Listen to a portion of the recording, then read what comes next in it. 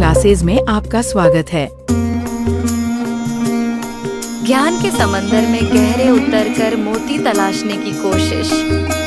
आइए ज्ञान के समंदर में उतरकर मोती तलाशने की कोशिश करते हैं।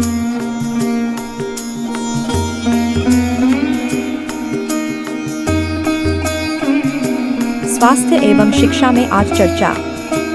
गुर्दे, किडनी के मरीजों के लिए सबसे अच्छा आहार कौन सा है? पार्ट 2। किडनी रोग एक साइलेंट किलर। कई किडनी रोग अपने शुरुआती चरणों में साइलेंट किलर होते हैं, जिसका अर्थ है कि वे महत्वपूर्ण क्षति होने तक स्पष्ट लक्षण नहीं दिखाते हैं। यही कारण है कि शुरुआती पहचान महत्वपूर्ण है। शुरुआती पहचान और रोकथाम का महत्व। एक नियमित जांच, सरल रक्त परीक्षण, क्रिएटिनिन, ईजीएफआर और मूत्र परीक्षण प्रोटीन या रक्त के लिए किडनी की समस्याओं का जल्दी पता लगा सकते हैं। 2 जोखिम कारकों का प्रबंधन। मधुमेह और उच्च रक्तचाप का आक्रामक नियंत्रण किडनी रोग की प्रगति को रोकने या धीमा करने का सबसे प्रभावी तरीका है। 3 स्वस्थ जीवन शैली। 1 स्वस्थ और संतुलित आहार लेना, नियमित व्यायाम करना, पर्याप्त पानी पीना और धूम्रपान व शराब से बचना किडनी के स्वास्थ्य के लिए बहुत जरूरी है। किडनी की जटिलता और किडनी रोग की बहुआयामी चुनौतियों को समझना सक्रिय स्वास्थ्य प्रबंधन, नियमित चिकित्सा जांच और निर्णय लेने के महत्व को उजागर करता है। क्यों ये सीमाएं मानना इतना जरूरी है? Why are these limits so important? इन पोषक तत्वों को नियंत्रित करके आप अपनी किडनी पर बोझ कम करते हैं और शरीर को कई खतरनाक समस्याओं से बचाते हैं। 1 सोडियम, नमक। अगर ज्यादा हो, ब्लड प्रेशर बहुत बढ़ जाता है, शरीर में बहुत ज्यादा सूजन, पैरों, चेहरे पर आती है और दिल पर बहुत जोर पड़ता है।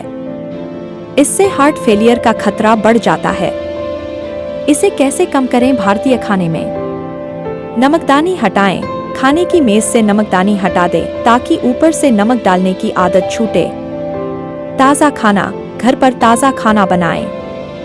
दाल, सब्जी, रोटी, चावल सब कुछ घर का ही खाएं। मसालों का जादू।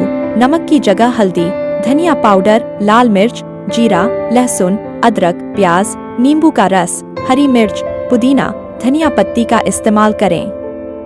ये खाने को स्वादिष्ट बनाएंगे। बचें अचार, पापड़, नमकीन, चिप्स, सॉस, पनीर, बटर मसाला जैसी बाहर की सब्जियां। रेडी टू ईट भोजन।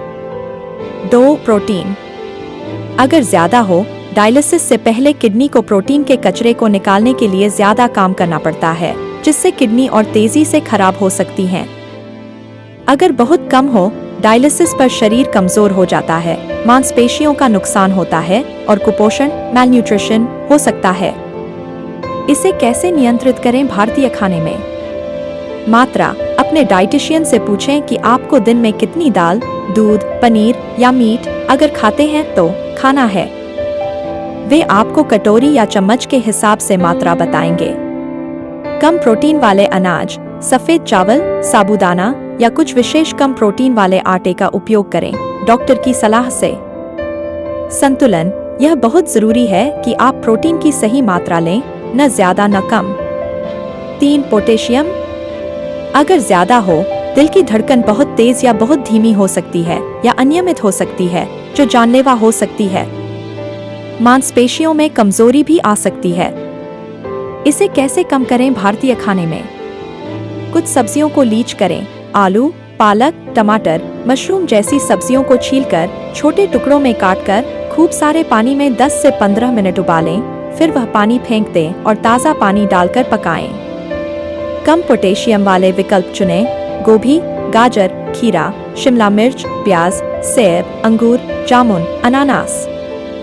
रस से बचें। फलों के जूस में अक्सर पोटेशियम ज्यादा होता है। साबुत फल खाएं अगर अनुमति हो। कुछ फलों को कम खाएं। केला, संतरा, आम, खरबूजा, इनमें पोटेशियम ज्यादा होता है। 4 फास्फोरस। अगर ज्यादा हो, हड्डियां कमजोर हो जाती हैं, उनमें दर्द होता है और आसानी से टूट सकती हैं। त्वचा में बहुत ज्यादा खुजली हो सकती है। खून की नसें सख्त हो सकती हैं। इसे कैसे कम करें? भारतीय खाने में दूध और दूध उत्पाद, दूध, दही, पनीर की मात्रा नियंत्रित करें या डॉक्टर की सलाह से कम फास्फोरस वाले विकल्प चुनें। कोल्ड ड्रिंक, कोला और अन्य रंगीन कोल्ड ड्रिंक से बचें, इनमें फास्फोरस एसिड होता है। प्रोसेस्ड फूड, पैकेट वाले बेकरी प्रोडक्ट्स, प्रोसेस्ड चीज में भी फास्फोरस ज्यादा होता है। दालें और सूखे मेवे, इनकी मात्रा पर ध्यान दें। फास्फोरस बाइंडर दवाएं, अगर फास्फोरस ज्यादा है तो डॉक्टर खाने के साथ कुछ दवाएं, जिन्हें फास्फोरस बाइंडर कहते हैं, दे सकते हैं जो फास्फोरस को शरीर में मिलने से रोकती हैं। सबसे महत्वपूर्ण बात यह है कि किडनी के मरीज को हमेशा अपने डॉक्टर या आहार विशेषज्ञ से सलाह लेनी चाहिए। वे ही आपकी व्यक्तिगत स्थिति के आधार पर सबसे सुरक्षित और प्रभावी सलाह दे सकते हैं। अब आइए जानते हैं किडनी की बीमारी से जुड़ी भ्रांति और सच्चाई, मिथ एंड ट्रूथ, के बारे में। भ्रांति: हर्बल सप्लीमेंट सिर्फ प्राकृतिक पौधों से बनते हैं, इसलिए इनमें कोई रसायन नहीं होता। सच्चाई: यह भ्रांति गलत है। भले ही शुरुआत प्राकृतिक पौधों से हुई हो, लेकिन हर्बल सप्लीमेंट्स को बनाने की प्रक्रिया में कई बार रसायनों का इस्तेमाल होता है, जैसे शुद्धिकरण या निकालने के लिए। इसके अलावा कई बार इनमें भारी धातुएं जैसे सीसा, पारा या अन्य हानिकारक रसायन अनजाने में या जानबूझकर मिला दिए जाते हैं, खासकर अगर उत्पाद की गुणवत्ता नियंत्रण ठीक न हो। मुख्य बात: प्राकृतिक का मतलब रसायन मुक्त या शुद्ध नहीं है। अब इजाजत दीजिए, फिर मिलेंगे एक नए विचार के साथ। तब तक अपना तथा अपनों का ख्याल रखिए। शुक्रिया।